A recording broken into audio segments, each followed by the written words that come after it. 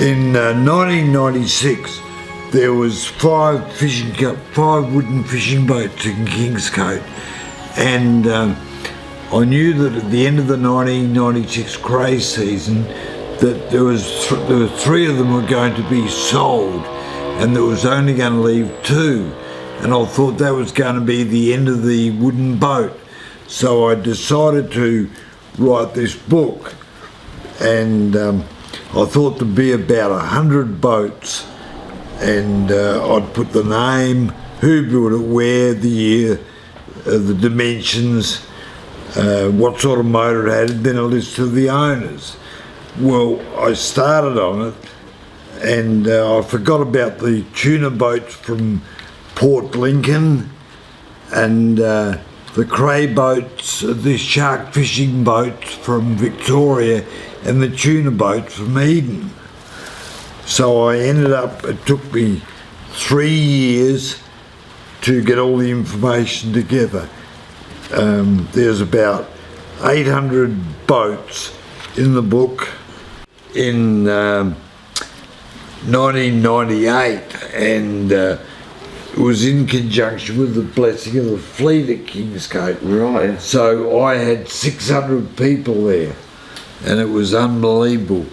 And the leather ones, I did 250 of them in leather, and I sold them in 6 weeks. Right. And of course they're all gone now, and few people have wanted me to reprint it, but no, I'm not going to worry about it. No, I'm too old. Well, in 1969, in February 1969, I was abalone diving, and we were coming back from Cape Ganthium. We were coming past Point Tin Line, and my brother Kingsley was on board the boat, and as we're going past Point Tin Line, I said, "This is where the Osmanli's supposed to be wrecked." He said, "Well, hang it," and there was no swell, it was just a glassy day. And he said, "Okay, stop the boat." So stopped the boat, put on a pair of goggles, looked over the side, and there it was. We could see the stern part with these 3 brass portholes. So the next day, Roger Williams and myself and my brother Kings came out to the site, and we had hammers and cold chisels and got all the stuff off the engine.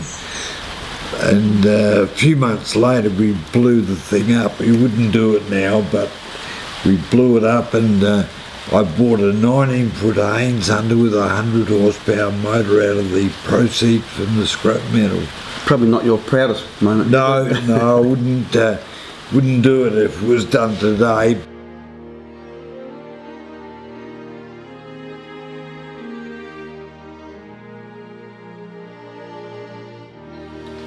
Of all the shipwrecks I dived in Kangaroo Island, I never got down to the Loch Venator on the western end. Yeah, You've been there, haven't you? I have. In 1973, I got an abalone licence, and we were diving down the western end, and it was flat calm. And we dived on it before the Department of Environment and Heritage went in there with a great big expedition. And we found it easy enough, and up in a gutter was these 2 great big anchors, big bow anchors, and chain, and there was pig iron about that long, and it was all round. It was originally square, and if you've been down the western end when the swell's going, you can understand why it's smashed to bits. Of course, all these bits of pig iron were rolling up and down. Right. Max Palacco got 1 porthole, but I didn't take anything from it. No, right. And then a few months later, a couple of mates of mine, Don Black and Bob Bryce, who were ab divers, they went down there, they were a prawn trawler, the Goldfinger. Oh, yeah. And they picked up portholes and a few other bits and pieces.